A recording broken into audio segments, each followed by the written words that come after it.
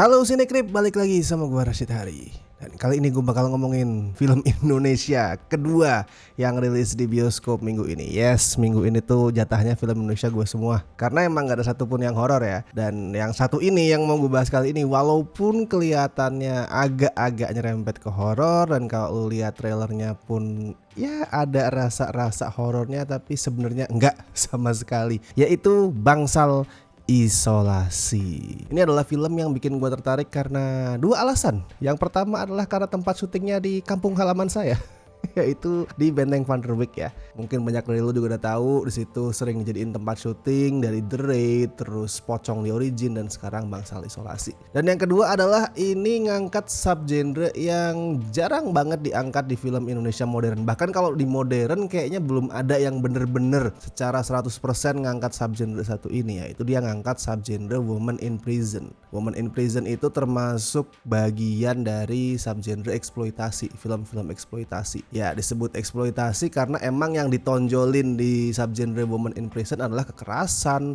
terus seksualitas. Ya kayak lu ngumpulin karakter-karakter cewek di penjara, pasti lu akan melihat hal-hal yang menjurus ke arah seksual. Orang berantem, catfight gak pakai baju. Nah, itu adalah hal-hal yang sering muncul di Woman in Prison. Ya kalau di sini sih nggak akan se ekstrim itu ya. Kita tahu ini film Indonesia gitu, dan gue sadar, dengan sangat sadar, gue nggak mengharapkan tingkat seksualitas atau violence yang se ekstrim itu. Tapi tetap Woman in Prison tuh genre yang menarik kalau bisa diolah dengan baik ya. Buat yang pengen tahu lebih banyak soal subgenre itu, bisa lah cek beberapa judul kayak 99 Women, itu salah satu film yang dianggap sebagai pionir ya dari subgenrenya. Terus ada Chain Heat yang diperanin sama Linda Blair, itu si hantu dari The Exorcist. Terus ada Caged Heat.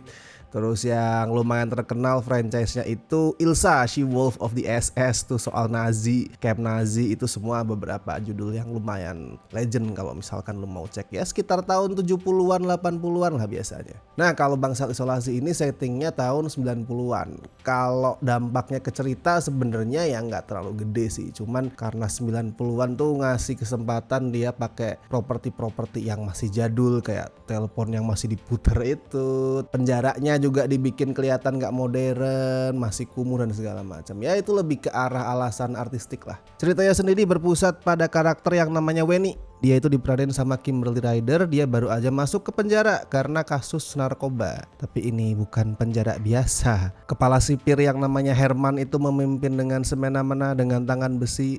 Terus ada juga tahanan yang namanya tuh Bella, diperanin Wulan Guritno. Dia itu ditakuti banget sama semua tahanan yang lain karena dia itu gak ragu buat mukulin bahkan ngebunuh tahanan lain yang berani ngelawan dia. Ya buat yang udah sering nonton subgenrenya udah familiar lah sama cerita itu. Penjara yang menyiksa, sipir-sipir yang sadis, terus tahanan-tahanan cewek yang diperlakukan semena-mena, yaitu Woman in Prison biasanya kayak gitu. Terus kemudian nanti mereka akan melawan dan segala macam. Nah, ini sebenarnya udah sesuai nih sama subgenrenya. Terus kemudian misteri yang ditanam di awal juga buat gue lumayan menarik loh. Ya kayak udah lo lihat di judulnya ya, Bangsal Isolasi. Sebenarnya kan fokus misterinya ada di Bangsal Isolasi itu, yang letaknya di deket selnya si Weni itu tadi. Jadi setiap malam tuh dia denger teriakan-teriakan cewek dari Bangsal Isolasi, dan pas dia tanya ke orang-orang, kebanyakan tuh bungkam. Tapi intinya tuh mengarahkan kalau ya memang di Bangsal Isolasi itu ada cerita, ada mitos soal makhluk halus gitu. Anjir, gue sempet khawatir awalnya, waduh,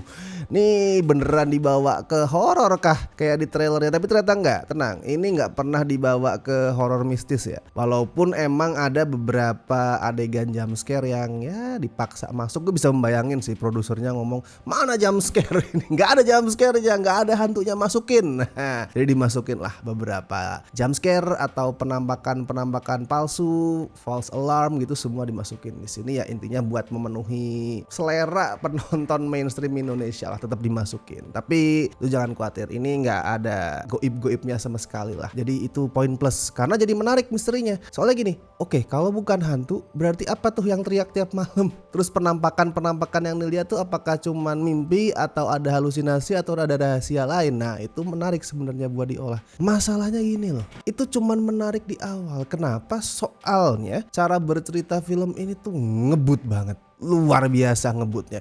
Mungkin kalau lu ngeliat durasinya udah bisa nebak ya, karena durasinya tuh cuman 76 menit, tuh cepet banget. Tapi sebenarnya durasi pendek itu kan nggak selalu berbanding lurus dengan storytelling yang ngebut kan. Banyak film-film dengan durasi yang pendek tapi itu emang sesuai kebutuhan. Nah kalau Bangsal Isolasi ini lain kasus nih, dia tuh bisa sampai cuman 76 menit karena emang buru-buru banget ceritanya. Baru nih kita dikasih sebuah pertanyaan, misalkan penonton dikasih sebuah misteri, kenapa bisa ada hal itu? Nggak lama kemudian udah dijawab, ces.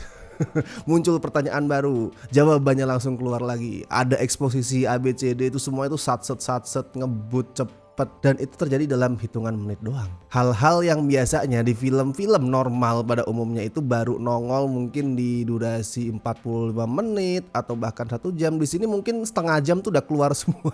Karena cepet banget, anjir, ngebut banget. Jadi nggak ada ini loh, nggak ada ruang buat rasa penasaran penonton, terus rasa tegang itu buat tumbuh tuh nggak ada. Ya gimana bisa gua ngerasa penasaran sama sebuah misteri yang cuman butuh waktu berapa sih, 15-20 menit untuk dijawab tuh gimana bisa gue penasaran. Build up tuh nggak ada. Terus mungkin eksplorasi karakternya atau penjaranya ini sistemnya seperti apa dieksplor tuh nggak ada. Semuanya serba ngebut, dan itu bukan berarti seru ya. Mungkin itu miskonsepsi yang ada di kepala pembuatnya. Gue nggak tahu apakah penulisnya, sutradaranya atau produsernya yang menginisiasi ide ini, tapi ngebut itu nggak selalu berarti seru. Yes, beberapa film yang gerakannya ngebut kayak misal, ini contoh kasar banget ya, tapi Taken itu kan paling terkenal karena pace-nya itu cepet ya. Itu bisa seru karena ada hal-hal lain yang mendukung, kayak misalkan kamera worknya, actionnya, berantemnya dan segala macam. Tapi kalau lu asal cepet doang, itu bukan seru, itu buru-buru namanya. Dan itu yang terjadi di Bangsal Isolasi. Ini cuman film yang buru-buru banget. Saking cepetnya nih, skripnya tuh kerasa kayak rangkuman doang. Kayak ada sebuah draft naskah tuh disingkat, dirangkum,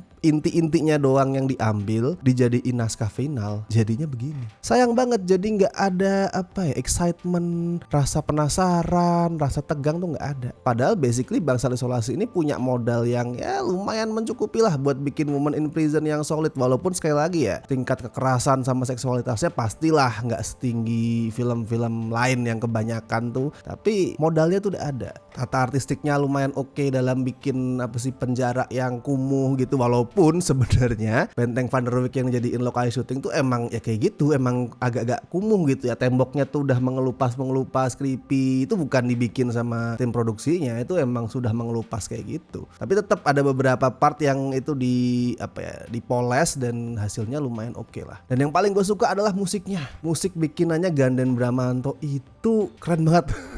Keren, itu sesuatu yang masih jarang dipakai di film-film Indonesia, dan itu pas buat nemenin Bangsal Isolasi yang sekali lagi ngangkat subgenre Woman in Prison ya. Musiknya tuh pakai gaya-gaya ala-ala rock blues yang khas film-film western, terus ada juga heavy metal gitu dipakai. Ya western banget lah. Kiblatnya itu sangat-sangat western, dan itu bisa munculin kesan khas film-film era 60-an, 70-an. Ya sesuai sama subgenre yang diangkat. Dan walaupun tadi gue bilang buat ukuran Woman in Prison tuh kesadisannya hitungannya masih ya kecil, tapi tetap ada adegan berantem yang berdarah gitu. Nggak spesial tapi ya lumayan menghibur lah. Itu udah termasuk usaha buat memenuhi poin-poin yang mesti ada di subgenrenya. Jadi gue ngerasa perlu mengapresiasi itu. Kalau cast-nya sih gue lihat ya mainnya aman sih. Nggak yang wah bagus banget gitu, nggak. Tapi aman lah. Kimberly Ryder, Wulan Guritno, ya itu aman sesuai dengan porsinya masing-masing. Justru yang lumayan menonjol itu Nini Arum yang mainin Imah. Imah itu adalah salah satu tahanan yang punya gangguan jiwa gitu. Jadi kalau deketin sama tahanan lain dia teriak, oh gitu.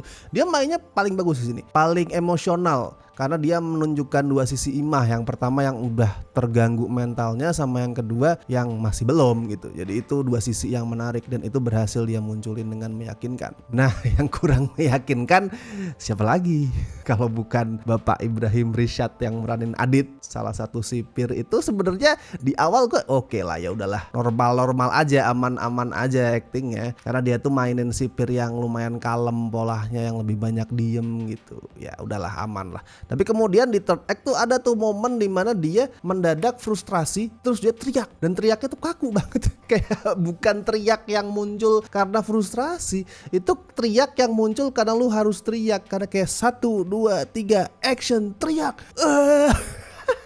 Aduh itu sayang banget, nggak natural teriaknya mas. harusnya ada gradasi lah biar gak kelihatan kaku gitu. Karena awalnya lu diem aja, terus di shot berikutnya lu udah teriak gitu, jadi nggak ada gradasi, ya nggak ada build upnya sekali lagi. Tapi ya overall gue masih mengapresiasi film inilah karena dia berusaha menawarkan sesuatu yang beda dan secara eksekusi nggak buruk-buruk amat kok. Tapi mungkin buat yang belum familiar sama subgenre-nya Woman in Prison bakal ngerasa ini film apaan anjir gitu. Tapi kalau yang udah familiar ya tahu kalau oke, ini maksudnya mau ke arah sana. Belum sampai ke destinasi secara sempurna, tapi ya gue bisa meraba lah tujuannya kemana. Mana itu tadi, andaikan tidak secepat kilat ngebut di semua bagian, ini bisa lebih bagus. Well, kalau skor ya gue kasih 5,5 dari 10 lah. Kalau misalkan lu masih penasaran, silahkan coba ditonton. Masih aman sebenarnya buat gue. Ini nggak yang apa sih jelek-jelek amat gitu, nggak. Oke, itu tadi review untuk Masalah Isolasi. Dan seperti biasa gue ingetin jangan lupa like video ini, subscribe Cinecrip. Dan buat teman-teman yang pengen ngebantu kami dengan kasih donasi seikhlasnya, as always ada berbagai cara. Ada Saweria, ada Super Thanks, ada juga lu bisa join membership sesuai dengan tier pilihan lu masing-masing. Dan thank you so much buat teman-teman yang masih join membership, terutama mereka-mereka ini dari tier Besti dan La Familia. Thanks a lot. Nanti kita ketemu hari Minggu ya di live stream khusus member. Oke, kalau gitu gue Rashid Hari, sampai ketemu di review-review berikutnya.